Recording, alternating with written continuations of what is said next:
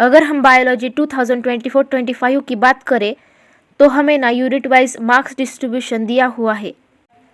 पहला यूनिट है रिप्रोडक्शन, इसमें 3 चैप्टर्स है 16 मार्क्स के। जेनेटिक्स एंड इवोल्यूशन में 3 चैप्टर्स है 20 मार्क्स के। Biology and human welfare 12 marks का है।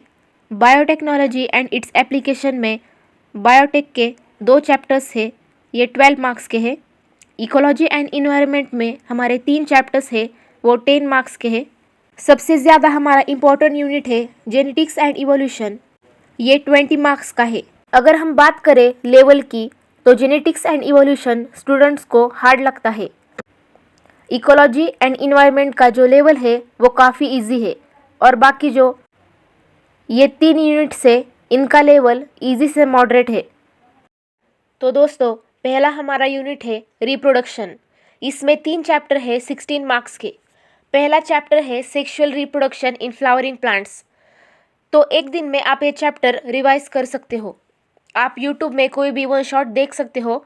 अगर इस चैप्टर के इम्पोर्टेंट टॉपिक्स की बात करें तो इसमें जो क्वेश्चंस मोस्टली रिपीटेड होते हैं वो है microsporogenesis, structure of anther and megasporogenesis, और साथ साथ में आपको इनके डायग्राम भी बनाने होते हैं। अगर बायोलॉजी में आप डायग्राम बनाते हो ना तो आपको ज़्यादा मार्क्स मिलने की चांसेस होते हैं।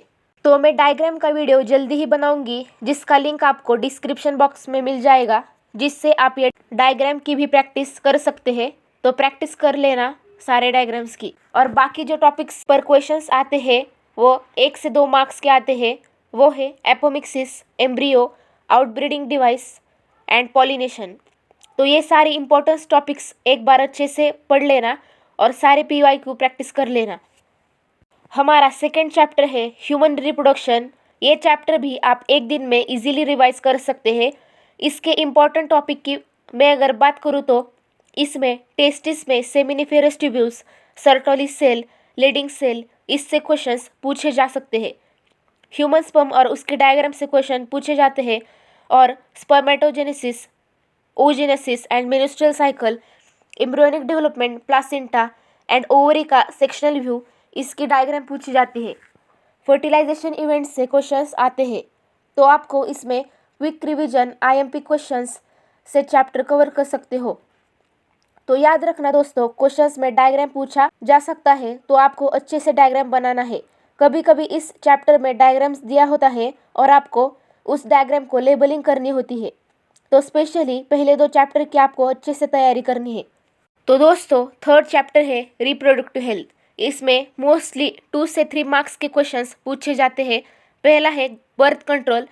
बर्थ कंट्रोल में IUD, intrauterine device and contraceptive pills, surgical method से क्वेश्चन पूछे जाते हैं।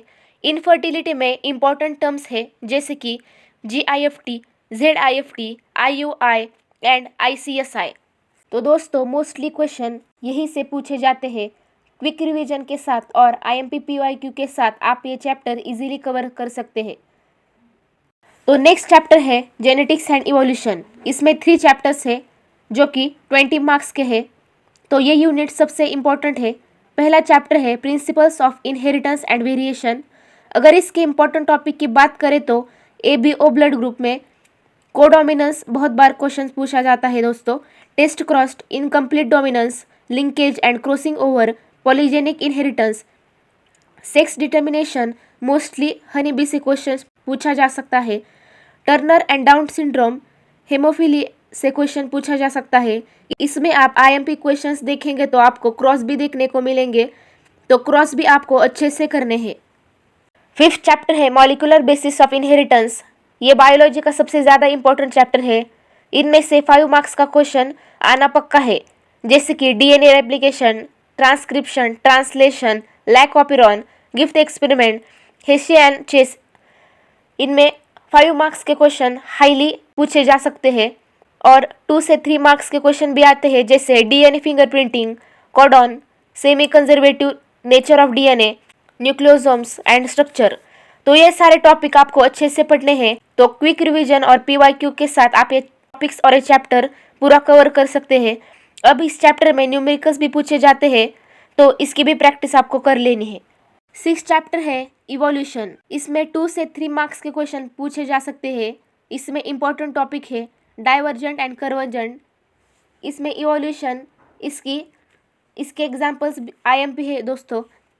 एनालॉगस एंड होमोलॉगस स्ट्रक्चर, इसके भी एग्जाम्पल्स आईएमपी है। एडाप्टिव रेडिएशन, हार्डी वेनबर्ग के प्रिंसिपल्स पूछे जा सकते हैं। इसके न्यूमेरिकल्स भी आते हैं। Industrial melanism, white and dark win moth से क्वेश्चन पूछा जाता है। इसमें भी क्विक रिवीजन और पीवाईक्यू के साथ आप ये चैप्टर और ये टॉपिक्स कवर कर सकते हो। तो नेक्स्ट यूनिट है बायोलॉजी एंड वेलफेयर। इसमें 2 चैप्टर्स है 12 मार्क्स के, ज़्यादा वेटेज के है दोस्तों। इसमें 7th चैप्टर है ह्यूमन हेल्थ एंड डिसीजेस। अगर हम इसके आईएमपी टॉपिक्स की बात करें तो वो है प्लाज्मोडियम, उसका life cycle, cancer types detection and treatment से 5 मार्क्स के क्वेश्चन पूछे जा सकते हैं। B and T lymphocytes cell से क्वेश्चन पूछा जा सकता है 2 से 3 मार्क्स का। लिम्फोसाइट का स्ट्रक्चर भी पूछा जा सकता है।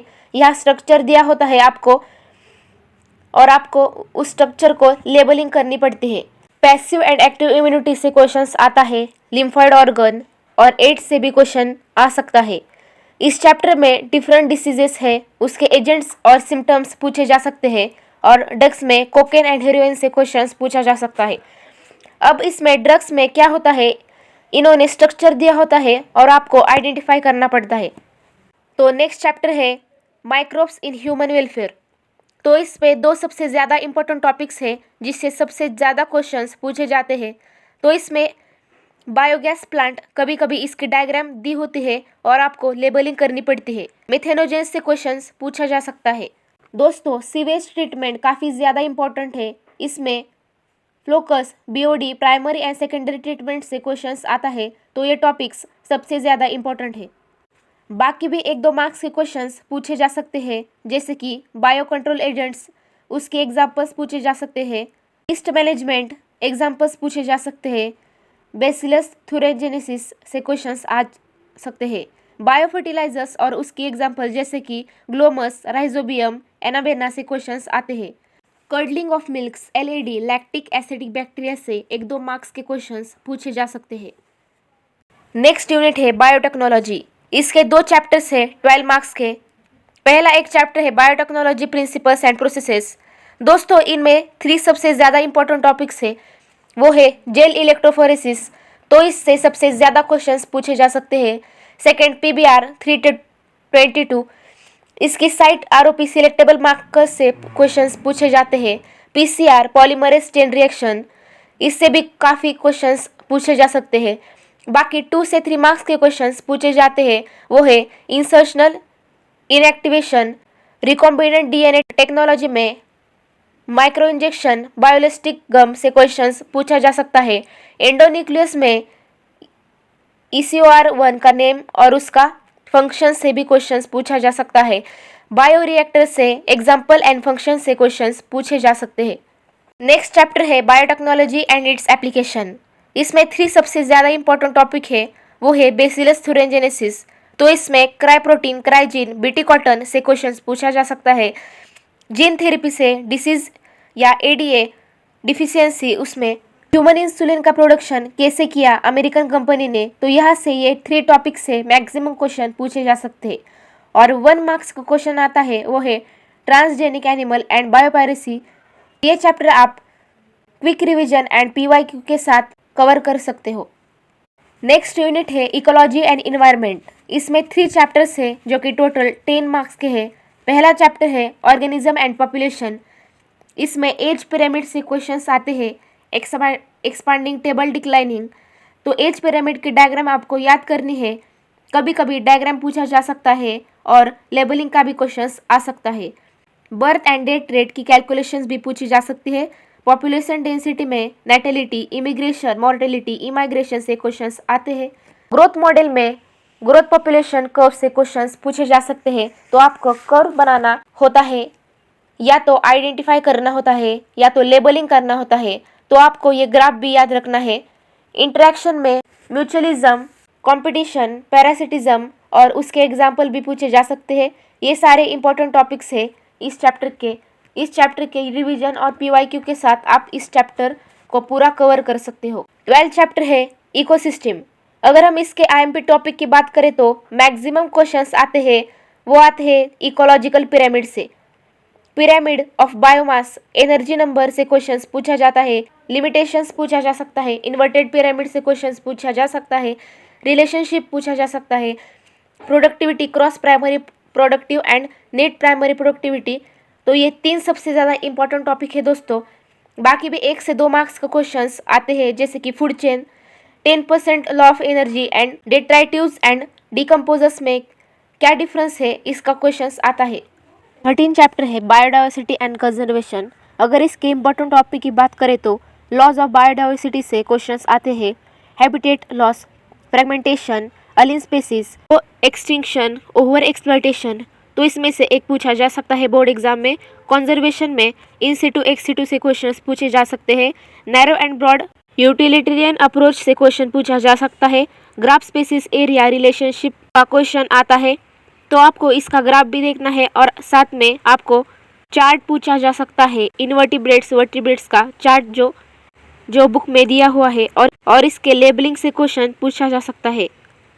तो दोस्तों, इसी तरह से हमने आज इस वीडियो में बायोलॉजी के मोस्ट इंपॉर्टेंट टॉपिक्स और मार्क्स का डिस्ट्रीब्यूशन देखा। अगर आपको वीडियो पसंद आया तो वीडियो को लाइक शेयर सब्सक्राइब ज़रूर करें, और किस चैप्टर के इंपॉर्टेंट टॉपिक्स चाहिए वो कमेंट में ज़रूर बताइए। धन्यवाद एंड बेस्ट ऑफ लक।